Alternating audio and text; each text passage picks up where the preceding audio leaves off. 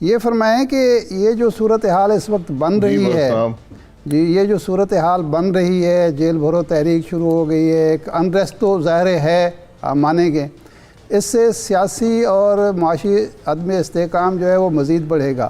لیکن آپ کی جماعت نے، آپ کی لیڈر مریم صاحبہ نے ایک عدلیہ کے خلاف محاذ کھول دیا ہے، تو یہ صورتحال ہے، کیا یہ مناسب ہے ملک کے لیے؟ اور سجاد علی شاہ کے حوالے سے آپ کی پارٹی بڑی وضاحتیں کرتی رہی ہے، تو آپ پھر اسی طرف معاملات کو نہیں لے جا رہے؟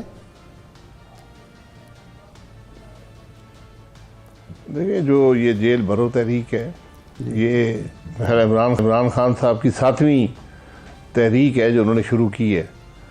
پہلی 6 بھی ناکام رہی ہیں اور یہ بھی ناکام ہو گئی ہے۔ اچھا، جیل کی بات کرنا آسان ہوتا ہے، ذرا جیل بھگتنا تھوڑا مشکل کام ہے۔ اس لیے آج اگر ہم ملک کی استحکام کی بات کرتے ہیں تو اس میں سب کو حصہ ڈالنا ہے۔ یہ آج کوئی بھی اس سے مستثنا نہیں ہے، اور اگر ہم الزامات کی بات کرتے ہیں تو کوئی بھی بری ذمہ نہیں ہے کہ ملک کے حالات یہاں پر کیسے پہنچے، سب اس میں حصے دار ہیں۔ تو آج آپ نے مریم صاحبہ کا بات کی، عدلیہ جب ایک فیصلہ کرتی ہے جو متنازع بن جاتا ہے، جو قانون اور آئین کے مطابق نہیں ہوتا، تو پھر اس پر تنقید ہوتی ہے۔ یہ ایک بڑی بنیادی سی بات ہے۔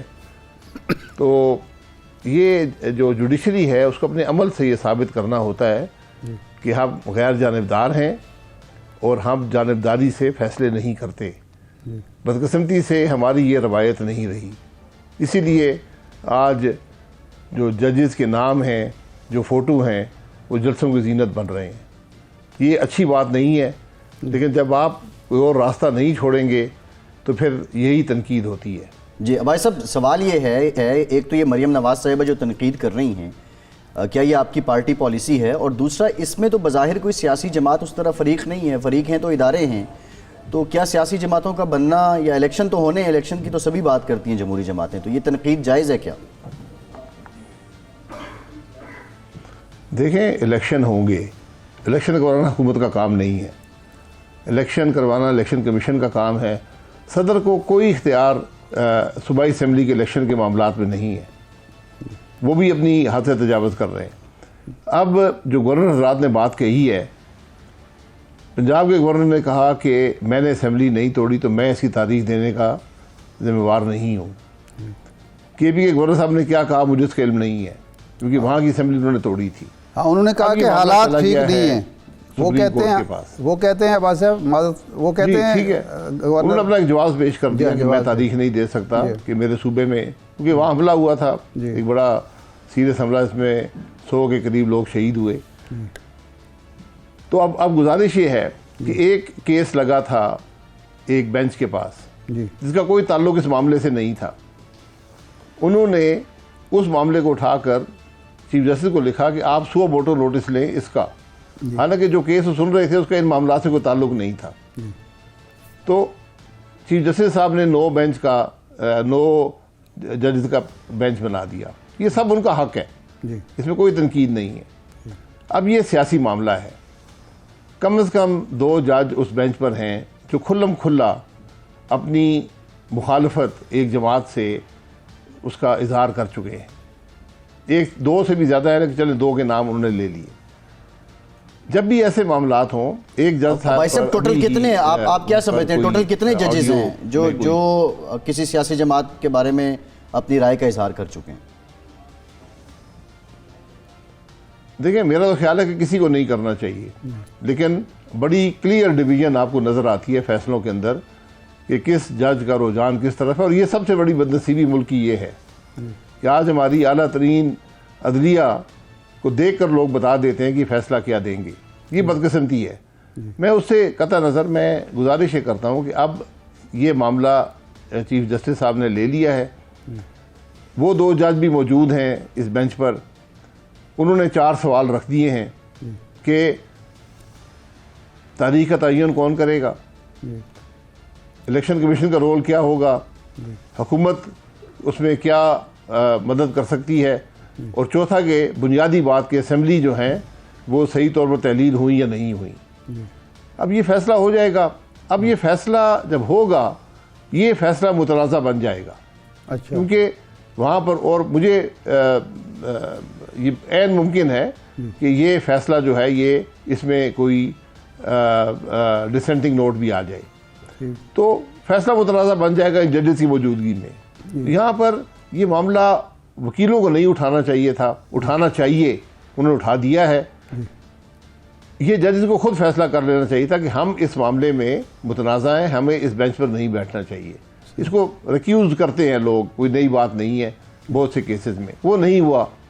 تو یہ معاملہ طرح طرح کی یہاں پر ابہام پیدا ہوتا جا رہا ہے سارے معاملے کے اندر. الیکشن 90 دن میں ہونے ہیں, الیکشن کمیشن نے کروانے ہیں. میں یہ سمجھتا ہوں کہ تاریخ اگر گورنر صاحبان جو بھی ان کی وجوہات ہے وہ نہیں دیتے, الیکشن کمیشن خود فیصلہ کر سکتا ہے. ان سے کوئی پوچھنے والا نہیں ہے کہ آپ کیوں تاریخ نہیں دے رہے, کیونکہ جو آئین ہے اس کے تحت الیکشن کرانا اس کی مکمل ذمہ داری الیکشن کمیشن پر ہے.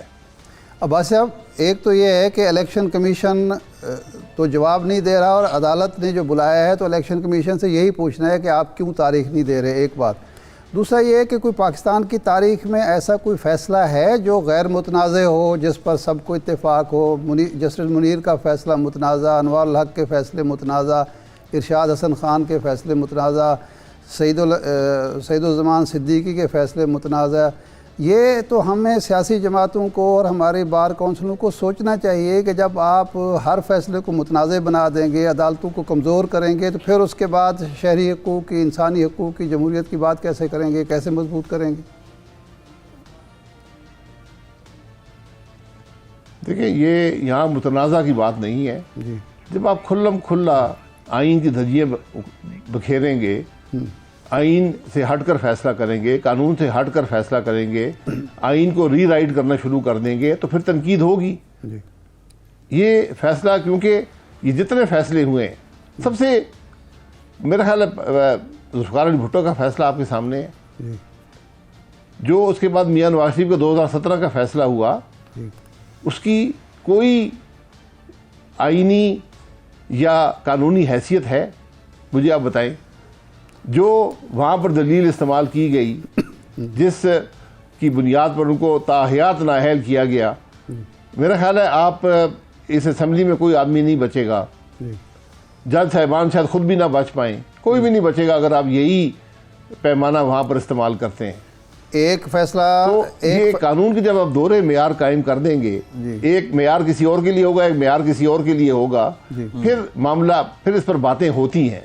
یہ اپنے عمل سے, ہر ادارے کو اپنے عمل سے ثابت کرنا پڑتا ہے کہ میں متنازع نہیں ہوں. جج کا فیصلہ بولتا ہے, اس کی الفاظ نہیں بولتے.